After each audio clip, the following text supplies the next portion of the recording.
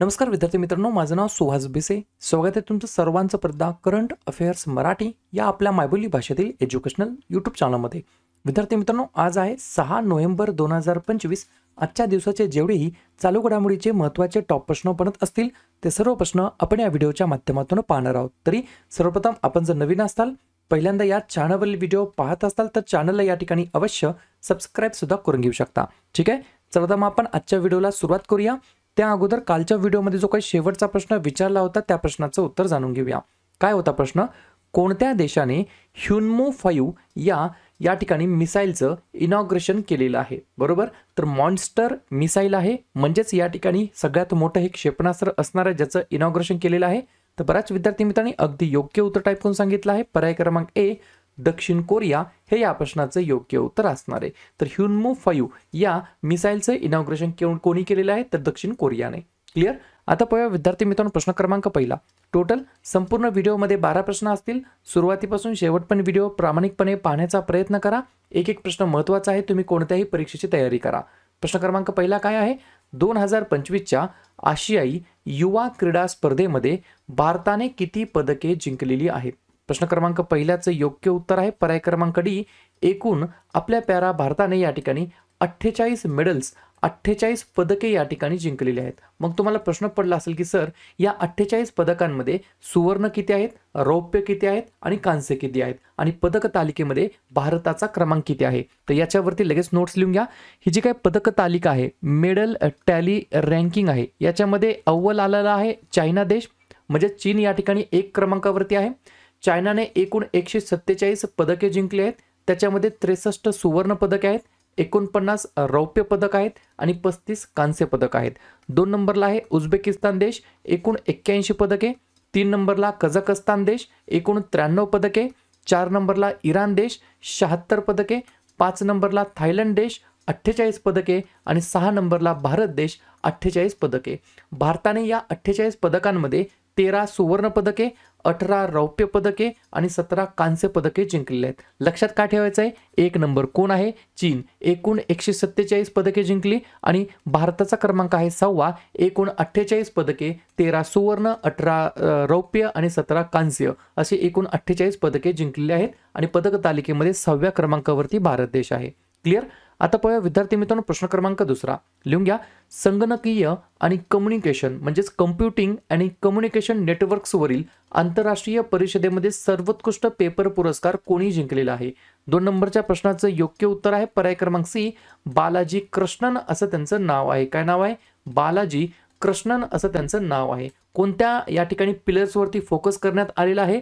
तर AI आधारित smart वित्तीय उपकरणे आणि सल्लागार प्रणाली याच्यावरती या ठिकाणी लक्ष केंद्रित करण्यात आलेलं आहे. तर संगणकीय आणि कम्युनिकेशन्स नेटवर्क्सवरील आंतरराष्ट्रीय परिषदेमध्ये सर्वोत्कृष्ट पेपर पुरस्कार बालाजी कृष्णन यांनी या ठिकाणी जिंकलेला आहे. ठीक आहे, प्रश्न आहे पुरस्कारासंदर्भात. तर लगेच नवनवीन पुरस्कार प्राप्त व्यक्तींवरती एकदा चर्चा करूया. 2025चा जागतिक अन्न पुरस्कार मारियांगेला हंग्रिया यांना. 2025चा आंतरराष्ट्रीय बुकर पुरस्कार बानू मुश्ताक यांना. वर्षातील सर्वोत्तम ग्रीन ट्रान्सपोर्टर पुरस्कार दिल्ली मेट्रोला. निळू फुले कृतज्ञता सन्मान प्रसाद ओकला. सर्वात प्रभावशाली पर्यावरणवादी पुरस्कार आचार्य प्रशांत यांना. 2024चा मातृभूमी साहित्य पुरस्कार सारा जोसेफ यांना. बाल साहित्य पुरस्कार सुरेश सावंत यांना. 2025चा मानसिक आरोग्य पुरस्कार सायमा वाजेद यांना आणि चिंता रवींद्रन पुरस्कार शरण कुमार लिंबाळे यांना देण्यात आलेला आहे. पुढचा प्रश्न, प्रश्न क्रमांक तिसरा. कातकरी कम्युनिटी, कातकरी जमात प्रामुख्याने कोणकोणत्या राज्यामध्ये आढळते? 3 नंबरच्या प्रश्नाचं योग्य उत्तर आहे पर्याय क्रमांक सी. वरील दोन्ही.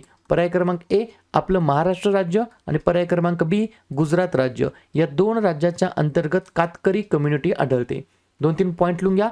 पुण्यामध्ये 550 पेक्षा अधिक काटकरी जमातीच्या सदस्यांना जात प्रमाणपत्रे मिळालेली आहेत. कतकरी किंवा काटकरी ही जमात महाराष्ट्रातील पर्टिक्युलरली पुणे, रायगड आणि ठाणे भागामध्ये आणि गुजरातच्या काही भागामध्ये आढळते. त्यांना भारतातील 75 विशेषतः दुर्बल आदिवासी गटांपैकी एक म्हणून वर्गीकृत करण्यात आलेलं आहे. ऐतिहासिकदृष्ट्या ते जंगलात राहणारे होते. ॲकेशिया झाडांपासून काथा बनवण्यासाठी ते ओळखले जातात. बरोबर का नाही? काथकरी म्हटलं तरी काय हरकत नाही. त्याच्यामुळे कातकरी, कटकरी, काथाकरी असं या ठिकाणी तुम्ही लक्षात ठेवू शकता. ठीक आहे. तर महाराष्ट्र आणि गुजरात या 2 राज्याच्या अंतर्गत ही कम्युनिटी प्रामुख्याने आढळते. पुढचा प्रश्न क्रमांक 4.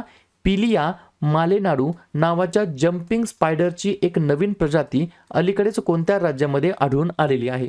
4थ्या नंबरच्या प्रश्नाचं योग्य उत्तर आहे पर्याय क्रमांक ए, कर्नाटक हे या प्रश्नाचं योग्य उत्तर असणार आहे. तर कर्नाटक राज्याच्या अंतर्गत या ठिकाणी पिलिया मालेनाडू नावाच्या जम्पिंग स्पायडरची एक नवीन प्रजाती या ठिकाणी आढळून आलेली आहे.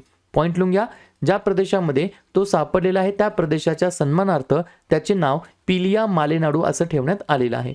पर्याय क्रमांक ए, कर्नाटक हे या प्रश्नाचं योग्य उत्तर असणार आहे. ठीक आहे. कर्नाटकबद्दल सांगायचं म्हटलं तर स्थापना झाली 1 नोव्हेंबर 1956ला. मुख्यमंत्री आहेत सिद्धरामय्या, राज्यपाल आहेत थावरचंद गेहलोत, राजधानी आहे बेंगलुरू. 4 महत्त्वाचे राष्ट्रीय उद्यान बांदीपूर, कुद्रेमुख, अंशी आणि बॅनरघट्टा आणि 5 महत्त्वाचे धरण तुंगभद्रा, कद्रा, अलमाटी, कृष्णाराजा आणि नारायणपूर. पुढचा प्रश्न क्रमांक 5. कोणत्या केंद्रीय योजनेअंतर्गत एकात्मिक सोहरा सर्किट विकास प्रकल्पाची पायाभरणी करण्यात आलेली आहे? 5व्या नंबरच्या प्रश्नाचं योग्य उत्तर आहे पर्याय क्रमांक डी, PM डिवाइन स्कीम असं म्हटलं तरी काय हरकत नाही. PM DEVINE स्कीम असं या स्कीमचं नाव आहे. 2-3 पॉईंट लिहून घ्या. पंतप्रधान नरेंद्र मोदींच्या ईशान्य क्षेत्र विकास उपक्रम योजनेअंतर्गत एकात्मिक सोहरा सर्किट विकासाची पायाभरणी नुकतीच करण्यात आली.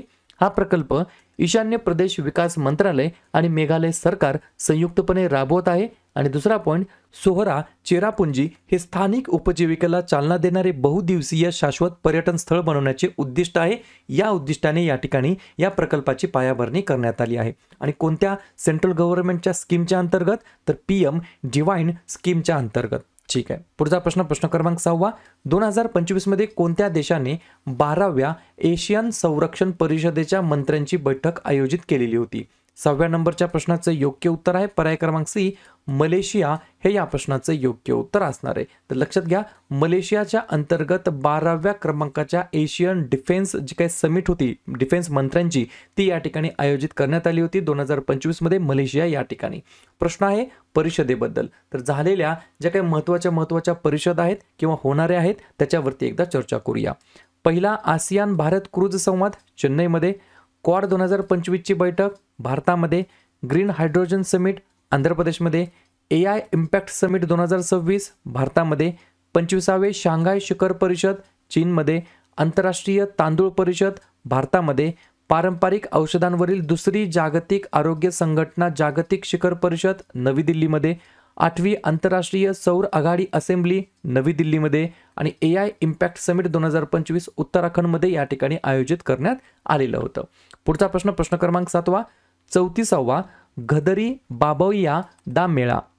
घदरी बाबैया दा मेळा कोणत्या राज्यामध्ये आयोजित करण्यात आलेला आहे? 34व्या क्रमांकाचा आहे, त्याच्यामुळे या ठिकाणी बऱ्याच वेळेला हा प्रश्न विचारण्यात आलेला आहे. तर पर्याय क्रमांक बी, पंजाब हे या प्रश्नाचं योग्य उत्तर असणार आहे. प्रोग्रामचं नाव काय आहे? तर गदरी बबैया द मेळा असं या ठिकाणी म्हणू शकता. कुठे आयोजित करण्यात आलं? तर पंजाब जालंधर या ठिकाणी. आणि हा आयोजित करण्याचा मागचा उद्देश काय आहे?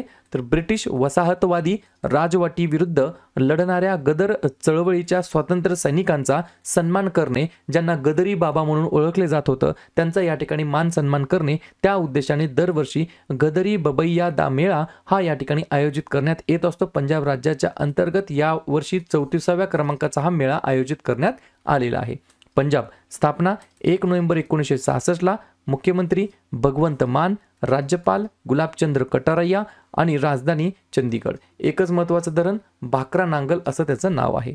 पुढचा प्रश्न, कोणत्या देशाची नवीन अणुपाणबुडी खाबारोव्स्क लॉन्च करण्यात आलेली आहे? काय नाव आहे? अणुपाणबुडी खाबारोव्स्क असं त्याचं नाव आहे. 8व्या नंबरच्या प्रश्नाचं योग्य उत्तर आहे पर्याय क्रमांक ए, रशिया हे या प्रश्नाचं योग्य उत्तर असणार आहे. तर रशियाची नवीन अणुपाणबुडी खाबारोव्स्क या ठिकाणी लॉन्च करण्यात आलेली आहे.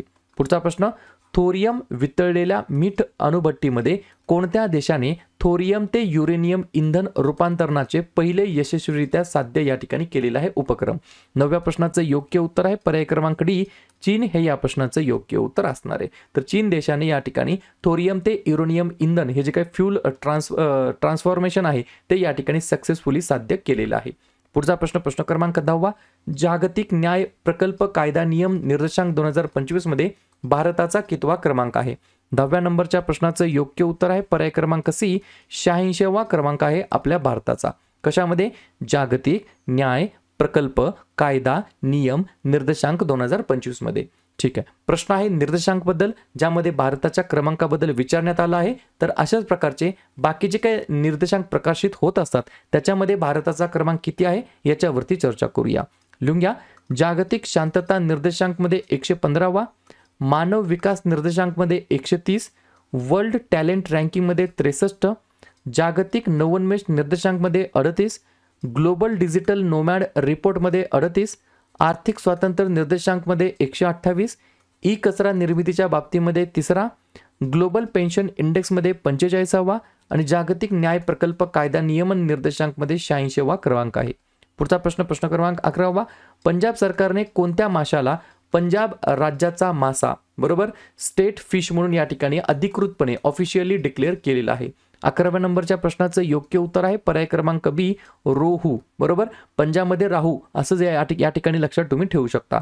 पंजाबमध्ये राहू किंवा पंजाबमध्ये रोहू असं या ठिकाणी तुम्ही ट्रिकच्या माध्यमातून लक्षात ठेवू शकता. याच्या मागचा उद्देश काय आहे डिक्लेरेशनच्या मागचं? तर राज्यामध्ये मत्स्य संवर्धन, जागरूकता आणि मत्स्यपालन विकासाला चालना देणे या उद्देशाने पंजाब राज्याने पंजाब राज्याचा स्टेट फिश म्हणून रोहूला या ठिकाणी अधिकृतपणे घोषित केला आहे. शेवटचा प्रश्न, भारतातील कोणकोणत्या राज्यांनी 1 नोव्हेंबर रोजी त्यांचा स्थापना दिवस साजरा केलेला आहे?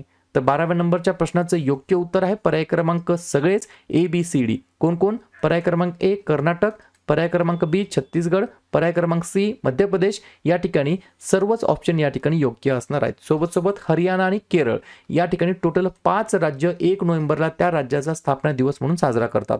कर्नाटक, छत्तीसगड, मध्य प्रदेश, हरियाणा आणि केरळ. क्लिअर?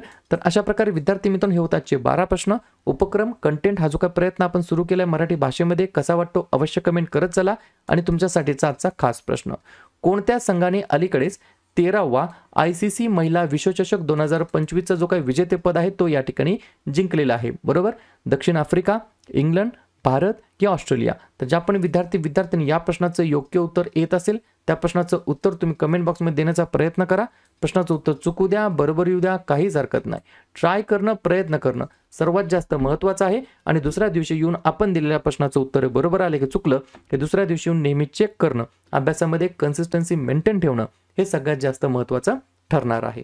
तर लगेच काय करूया, नोव्हेंबर महिन्यातील जेवढेही महत्त्वाचे दिवस असतील त्याच्यावरती आपण एकदा रिव्हिजन टाकूया. लिहून घ्या.